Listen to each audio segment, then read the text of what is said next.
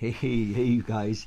So it's David here at Bali and Beyond, Project Awakening, and my buddy, my good friend Kenny, I call him Kenny Cakeley, popped in to say hello. And the only person that calls me Ken is my dad. So does your dad call it? He does call me Ken, yes. I don't think I've ever called it Ken. Well, you're kind of like my dad, so. Oh, shut up. You know, call me Kenny.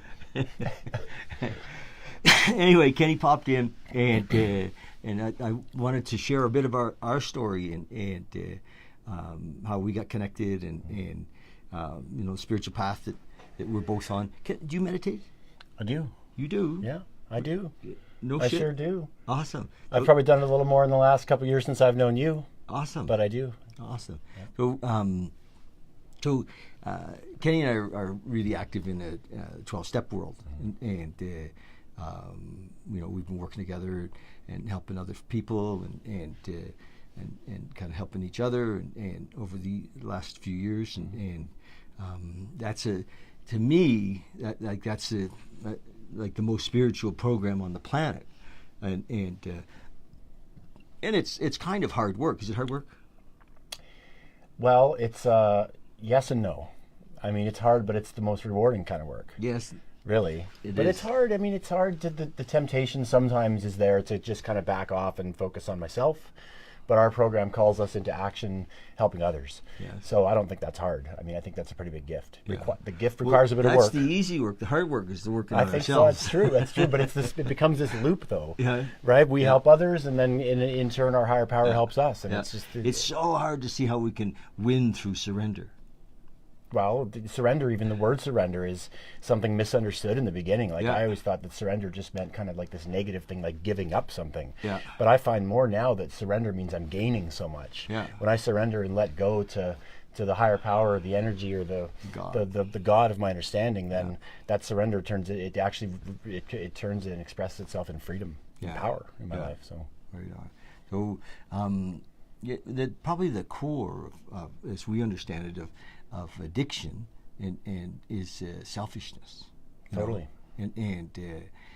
So to let go of that fear about what's going to happen to me or what's in it for me or how much can I get, and surrender to our concept or our idea of God is in the beginning. I know, like when we work with new people, Kenny and I are sometimes we have to beat them up a little bit. Yeah. to help them see, that our old way didn't work. Yep. I mean, as you know, I've been sober like 38 years, and I still struggle. Sure. With wanting to run the show. Oh yeah. And you? Absolutely. I haven't been sober as long as you. I've been sober 16 years and a bit, but that never goes away.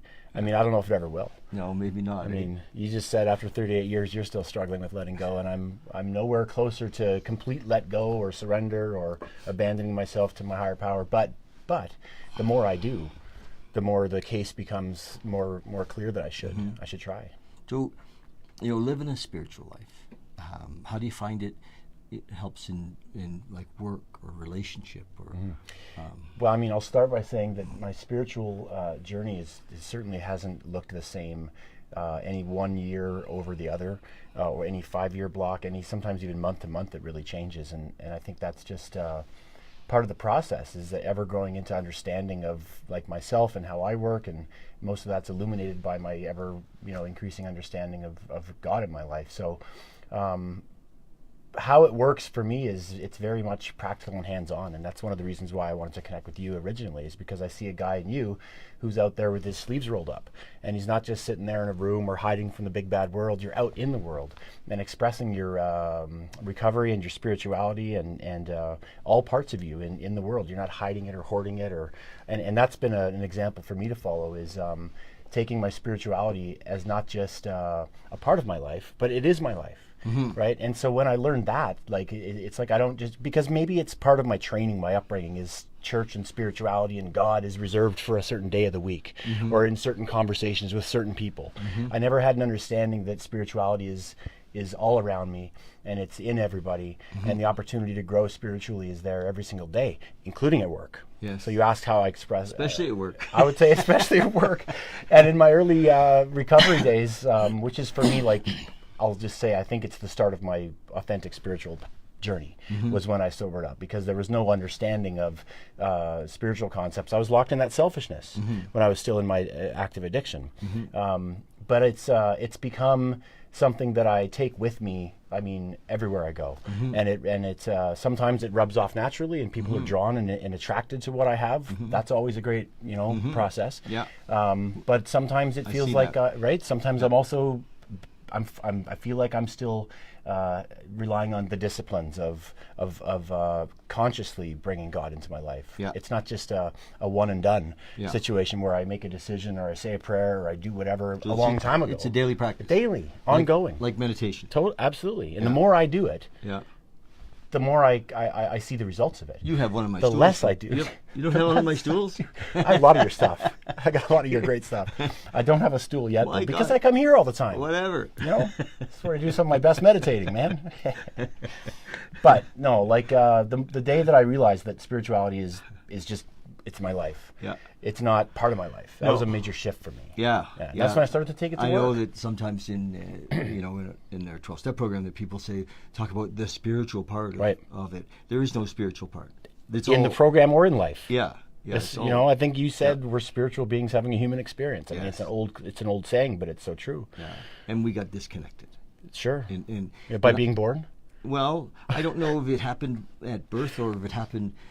I think that sometimes, even when we're really young, that fear crept in. Sure. And uncertainty crept in, and ego was born. But even though that was happening, no one told me that was happening, and it was far too late before I realized it was happening. And fear had become this major force in my life that I was blind to for a lot of years. Yeah.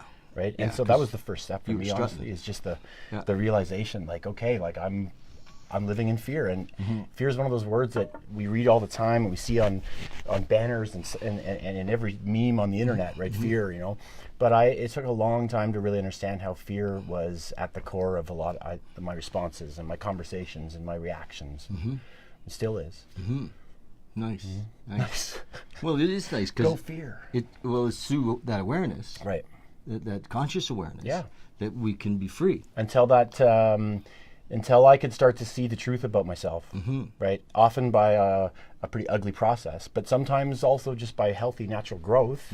But until I could see things for what they are, there's really nothing I felt I could do about addressing them or like improving them or, It's interesting that how in the beginning we had to grow through crisis. That there is the possibility now to not have to go through crisis to have spiritual growth. That just actually gave me a shiver through my body, because that's one of the biggest lessons I've learned in the last, I'd say, 10 or 12 years. Is that before, and I'll just use the sobriety because we were already talking about that, but I say that I used to stay clean and sober because I'm afraid of what would happen if I took a drink. Afraid of those consequences, right? Afraid of the bad stuff. Motivated by desperation. Totally, but it shifted at some point to inspiration. Right. So now I say I'm sober today because I really like what happens in my life when I don't drink. Yeah. So the motivation for my sobriety and my recovery has shifted from one of fear and avoiding consequences to the potential and the possibility of what life could be, and love can bring. So, that was a major shift. And I think I said it at 100 meetings that year, probably. That exact line I just said. It was a big realization. Oh, yeah. Right? Yeah. Like my motivation shifted. And when my motivation shifted, the pathway opened up in front of me, where it wasn't like I was always looking in my rearview mirror and kind of keeping a baseball bat and at bay and constantly trying to knock down the consequences and the bad stuff. It's like now I'm open up, my hands are open, I've let go, and come what may, my eyes are forward and I'm focused, and it's like a total new perspective. Cool. Yeah, total new perspective. That's great to talk about. And how about with relationship? How is it in like with your it, like for me, I mean, there was so much to let go of. My idea of who I am in a relationship with a woman, and often, my conditioning was that I'm not enough, or that I had to prove myself, or those kind of things. And I think that through self-awareness, through consciousness, through a conscious contact with my higher power, that's changed, and it's changing still. Yeah. And does Does that fit for? Well, the relationship piece is like if I always think like the last 10 years again of my life, there's this flashing neon sign that God planted in my mind that says relationships. Like that's the area that I need to focus on and surrender. So my relationships invariably go better when I bring it, I invite, I have God participate in them.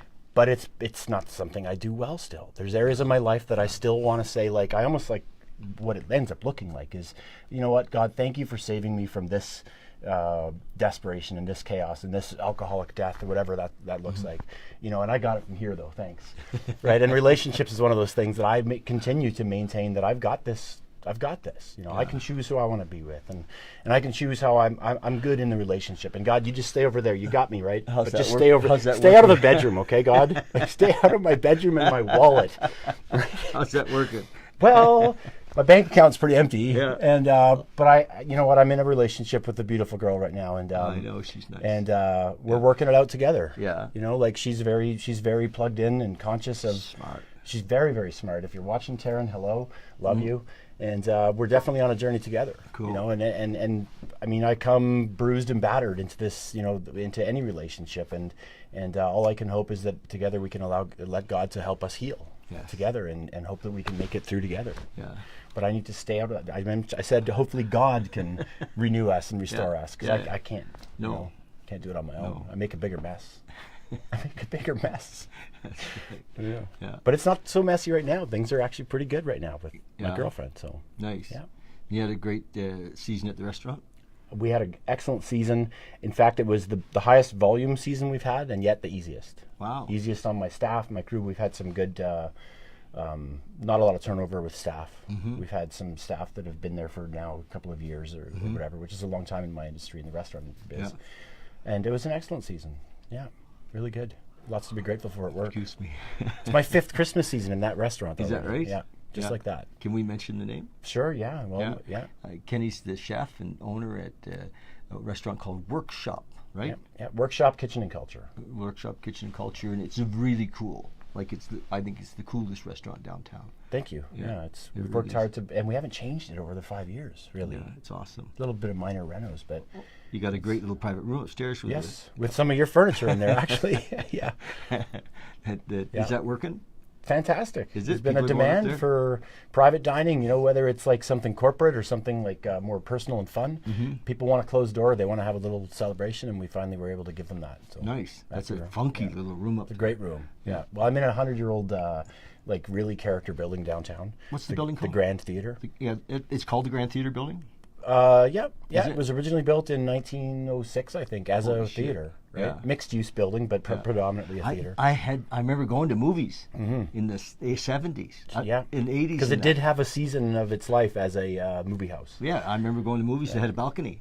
There was, for some reason, live theater fell out of vogue. Yeah. In like the 50s or whatever, when movies became a thing. Oh, so it was live theater. Then. Oh yeah, it was started out in the early part of the 20th century as a live theater. Like the Marx Brothers played there, Sandra Bernhardt. Like, Wow. Oh yeah, it has a storied past. So it still has. Still is a theater. And there is again now, Mm-hmm. because for a while, a couple decades, they had the movies. Yeah. And then they restored the character and the elegance of the original theater idea, and brought back live theater. Yeah. Yeah. I've been to some shows in that theater. Great space. Some dance shows and Yeah, and stuff. and that's like what they that. do. They kind of an offbeat, not your mainstream stuff that you might see other venues. So. Actually, I didn't. I went to a show there, and it's before I met you. I didn't know that was your restaurant that I was. Yeah, You know, that's right. We might have known of each other. wandering through. Yeah, we were part of the same community. Yeah. Yeah, we might have known each other. Well, that's super. Kenny bought a motorcycle last year. Yeah, And After my return to two wheels. Yes, and he got way more kilometers than I did. I got a pretty good season, yeah. Yeah, that's awesome. How big is it? What is it My again? bike? Yeah, That's an 1800. yeah. Yeah. Oh, awesome. He's faster than me on my old Harley. But well, I don't know, man. That thing surprises me. Yeah, That old Glide you got. yeah, It keeps up. yeah. It keeps Sounds up. good too. Well, it's 1800 too. Yes, yeah. And it, you know, and I like to go fast. Yes, you do.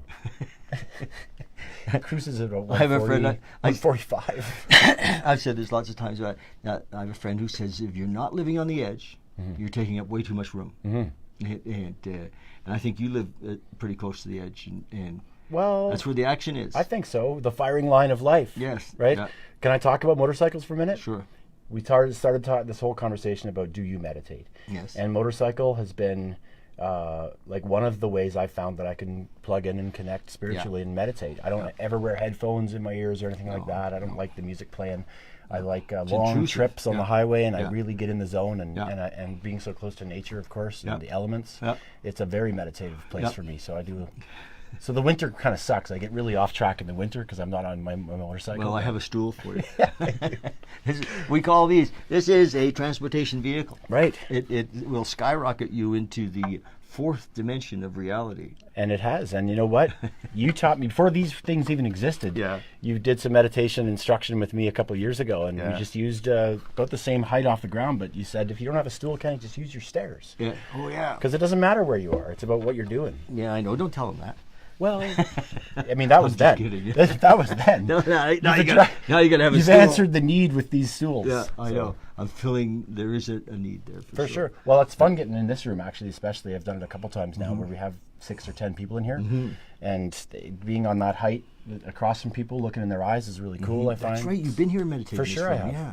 That's awesome. Monday nights. Yes. We're back at It's it. I mean, I will plug that meditation Monday. Yeah, and we're going to do more. I think we're going to open up more evenings. And have other people lead them. Yeah, good. Because I can't be here all the time, and because we've got other things that we do in the evening. Yep. The 12-step stuff. But I loved service how work. it was. I mean, it was open to, you bring your higher power, your understanding of God Yeah. in this room, and then let it go. Yeah. We're not going to tell you who No, your God needs to be, or what it should look like, or your experience of I'm it. not peddling any dogma or any particular faith or any particular brand of Yeah. a belief system. Yeah. I think that meditation is outside of that in a way. It can be inside of a belief, but it's also outside of a Yeah. belief, and it can. I think that what happens that people who are atheists Yeah. can meditate and gain huge value Yeah. from dropping into that inner space. And doing it in a crowd, there's something about that energy that starts to happen Well, in a that group- room. In a group, I mean. I'm sorry, a group, yeah. It becomes this real sort of, like, if you didn't walk in feeling any connection, you certainly walk out leaving. It does happen right? in this room too. Yeah, for sure. Yeah. So if you had any advice for, I mean, everybody is going through the struggles in life. You know, if you have any advice for somebody, what would it be? I would say seek to be real with yourself, like to not deny yourself the possibility of finding out who you really are. Yeah. Right. So if that means getting into small groups or with a spiritual mentor, or just having deeper conversations with your friends, with that in mind, just go there. I mean, don't hide away from those dark parts of your life that are keeping you held hostage, right? Address them head on with your understanding of whoever your God is, or maybe you don't even have one. Yeah. Try and get one. So it's about, I'm going to say the words rigorous honesty. And that's the kind of honesty that comes from my soul, right? And isn't afraid to go to the dark places and ask and find out what's really going on for me. That's my advice. Find out what's really what's behind your decisions, your conversations, your reactions, your responses to life. And then don't be okay with the results if they're, if there's some stuff you got to work on it. Yeah. Really, like, plug in, work your stuff out with somebody else, and then once you find out some solutions, share them. Yeah. Right? Because being Give it human, away. give it away. Yeah. Being human, we Yeah. you look different, dress different, drive something different, works up. You know what I mean? But we all speak the same kind of language of loss and recovery, Yeah. right? And it's best shared with others. So get plugged in. Yeah. Somewhere where there's honesty. Right. Be honest with yourself, and then be prepared to open yourself up to the advice and counsel of others, really, and then hang on for the ride. Really. But don't just let life pass you by, is my point. Yeah, yeah. Like, get both feet into that river of life and Yeah. and go with the current. you No know? regrets. Right? Yeah. And if there's scary stuff, that's when you put on that suit of armor, your higher power, your spiritual suit of armor, and face it, right? Because some of my biggest growth has come during and after those tough struggles, right? Those hard times, because they turn into discoveries. Yes. And those discoveries then turn into wisdom. Yeah. The wisdom turns into an opportunity to share with others. And that's when life starts to, you get locked in with other people. Yeah. It hasn't been easy for me. I've been like heels dug in the whole way. You know? I haven't noticed. Sure. Awesome.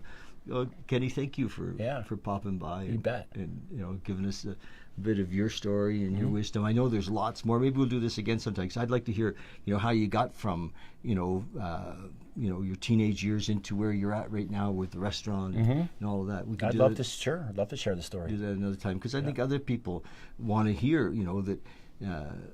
You didn't all fall in your lap, Exactly. and there was lots of things, unfortunate and all fortunate in the long run, but stuff that was like, holy shit, how am I going to bounce out of this? Right. And I know some of that, but it would be great to share I another would time. be happy to. Can I say one more thing? Yes. That happiness to me is not the goal anymore or the point. Yes. It's contentment. That's the word that I use now, is contentment. I'm okay with what's happening in my life right now, right? Whether it's good, bad, neutral. I'm okay with it. I've been through great stuff. I've been through hard stuff. It's all the same. And right? contentment is what I seek now. Yeah. Okay, God. Acceptance. Basically, that's it. Yeah. Okay, God. Here we are. Here we are. Let's do this. Pitter pat. Yeah. Yeah. Awesome. Well, I love you. Thank you. Love you too. And I'm glad that you dropped in to say hello and Come to workshop too. Come to the restaurant. Come shopping at Bali and Beyond, and then go for dinner at workshop. That's right. All right. All right, man. Okay. Thanks. You bet. You bet.